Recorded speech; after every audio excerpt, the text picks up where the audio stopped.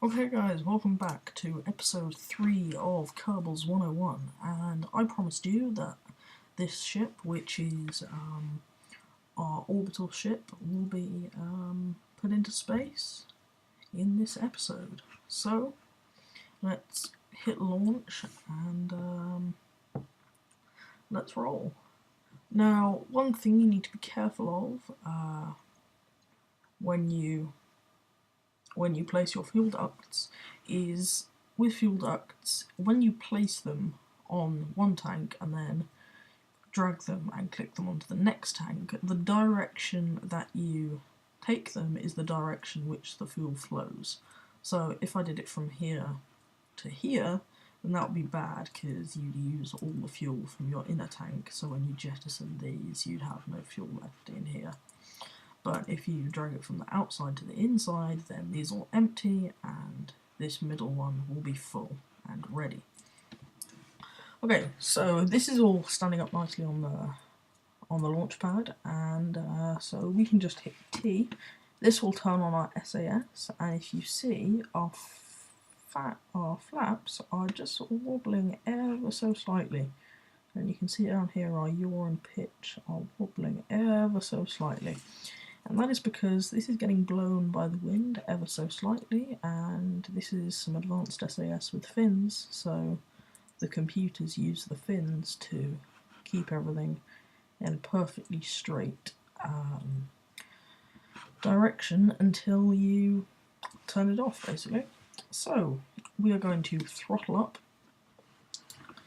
and one thing you've noticed is, well, I've noticed, but you may not have noticed, is on our staging, these three fuel engines, which are the outside ones, are going to go off first, but this inner one is not going to be doing anything for the first two stages of our rocket. So if we just click on it, and then click on it again, and drag it down through the stages into the fifth stage of our rocket, it will go off when these ones go off, and we'll have that extra bit of thrust, which is what we need.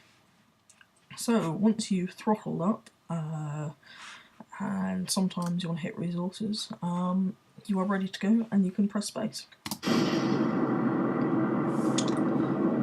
So, because we're in quite a thick atmosphere, these fins are helping us to slice through it nicely, and they are also stopping it from nudging us over to the side, and it makes sure that you guys don't have to worry about controlling your rocket too much until later on. So, as you can see, these fuel are dropping down pretty quickly. However, these inner ones are still full, and that's because of our fuel ducts. So the centre of mass of the ship is just perfect. Now these are about to run out, so once they do, you can jettison them because we put those decouplers on the side, and you just hit space to get rid of those. And because of our fuel ducts, we were ready with 100% fuel in all of these tanks. So, now we've gone past 10,000 metres, we can start our gravity turn. Now, this means looking down at the nav ball and turning till 45 degrees east, which is where this 90 is, just below my orange marker.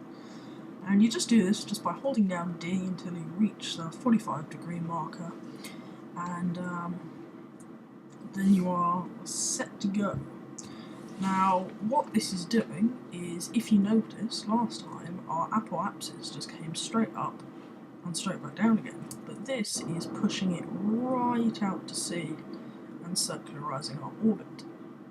So, once this apoapsis reaches 100,000 metres, we need to cut our engines, which is otherwise done by pressing X. So we just need to wait for this, and there we go, 1,001 metres. So as you can see, you're probably thinking, what? That's not all the way around the Earth. But what you need to do is you need to add a maneuver node by clicking on that blue line, and I know I was thinking this, so you guys are probably thinking this as well, but when I first saw this I was like, oh my god, what the hell is this? But this is actually pretty simple. Now, the only ones you guys will be using today are this one here and this one here, the left and right. Now you just want to grab the one that looks like the back of a plane fin and just drag it out, and you'll see this dotted line appear. Now that dotted line is your expected trajectory line, and as soon as you see a parapsis appear, that means you are in a full orbit of the Earth. Now you need to keep pulling this and pulling this until your parapsis reaches 70,000 meters. Now this is because anywhere below 70,000 meters, Earth's gravity will pull you back down to Earth, which isn't very good. It doesn't matter how high either of the two are, you probably want to get them fairly similar. I went a bit high on my, before I started my turn, but you want to probably start at about 10,000 meters.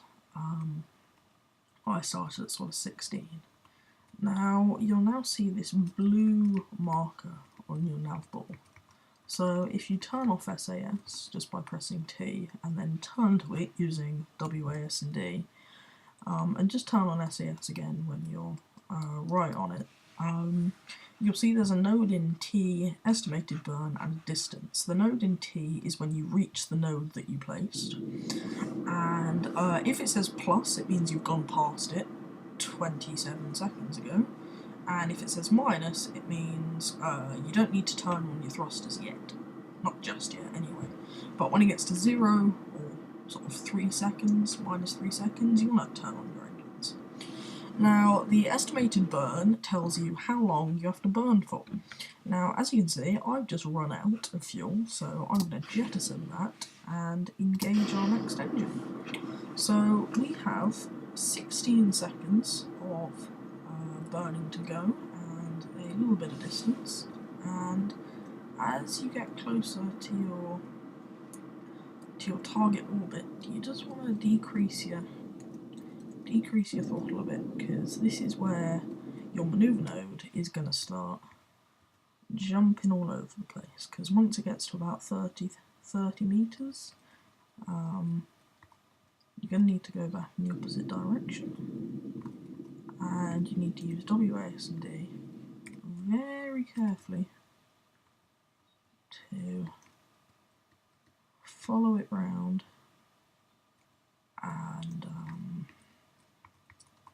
and get there. And the reason I'm telling you guys to use the nav ball is because as you spin, as you turn the rocket, as you go in different directions, the WASD movements actually change, and so if you're just looking at your ship, you're never going to reach your blue target marker, but if you're always looking at your nav ball, then you know which direction your ship is going in. Now we can see that our parapsis is now 93,000 and our apoapsis is 597,000 meters, which means we are now in a permanent orbit. Now, unfortunately, well, actually, quite good actually, but unlucky for the piece of ship, this bit of debris that launched us into space is going to crash down on the Earth,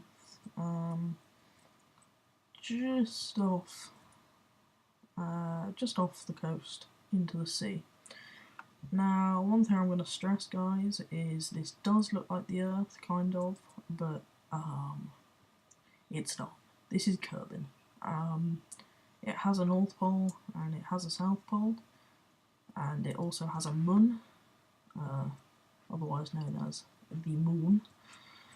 But moon, and it does have a second moon, which is called Minmus, and later on in this series, I'm going to be showing you guys how to land there, because funnily enough, well, weirdly enough, it is actually easier to land there than on the moon.